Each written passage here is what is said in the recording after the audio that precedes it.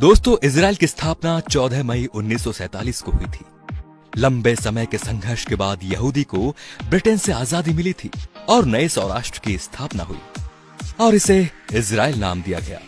ये दुनिया का एकमात्र यहूदी देश है।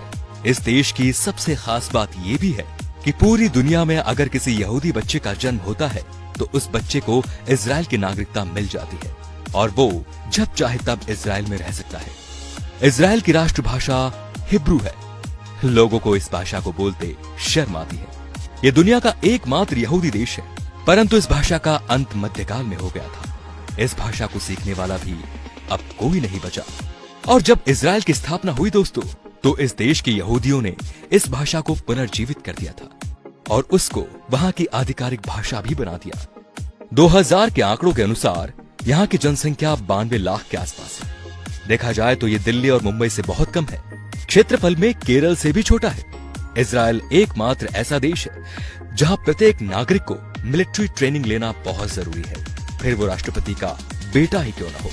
उसे कुछ समय के लिए सेना में काम करना अनिवार्य है। वो पुरुष हो या स्त्री, दोनों को जरूरी है। 15 साल से बच्चों की आर्मी ट्रेनिंग शुरू हो जाती है। हाई स्कूल की पढ़ाई पूरी करने के बाद ये ज्वाइन करनी पड़ती है। नियम के अनुसार लड़के को 3 और लड़की को 2 साल काम करना पड़ता है। इजराइल लोकतांत्रिक देश है, फिर भी वहां भारत और ब्रिटेन की तरह लिखित संविधान नहीं है। वो परंपरा और देशवासियों के हिसाब से नियम और कानून बनाते रहते हैं। इजराइल में साइकिल चलाने के लिए भी लाइसेंस बनाना पड़ता है। ये दुनिया के 9 देशों में से एक है जिनके पास परमाणु और सैटेलाइट सिस्टम है। इजराइल की वायुसेना दुनिया के 4 नंबर पर आती है और बहुत ही शक्तिशाली है। और ये दुनिया का एकमात्र ऐसा देश है कि अगर यहाँ पर कोई भी मिसाइल भेजता है तो वो मिसाइल यहाँ पहुंचने से पहले ही नष्ट हो जाती है। विज्ञान के मामले में भी ये सबसे आगे है। मोटोरोला ने अपना पहला मोबाइल फोन इजराइल में ही बनाया था। माइक्रोसॉफ्ट के लिए पहला पेटीएम जीपैड यहीं बनाया गया था। वॉइस मेल भी यहीं विकसित की गई। वैज्ञानिक अल्बर्ट आइंस्टाइन भी यहूदी थे।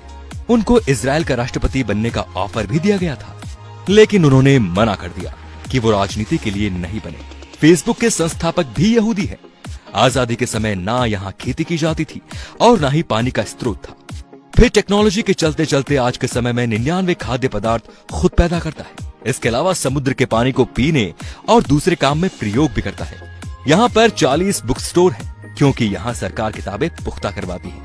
यहाँ पर 137 बीच है। यहाँ का समुद्र तल सिर्फ 273 सेंटीमीटर लंबा है। यहाँ की एजेंसी मुसाद दुनिया की सबसे ज्यादा खतरनाक है, जो 6 डे वॉर के नाम से जानी जाती है। दोस्तों, इजराइल भारत को अपना सच्चा दोस्त मानता है। इसके बावजूद भी 2017 से पहले किसी भी भारतीय प्रधानमंत्री ने इजराइल की यात्रा नहीं की। इसके पीछे शायद उन सभी प्रधानमंत्रियों के नाराज हो जाने का डर था।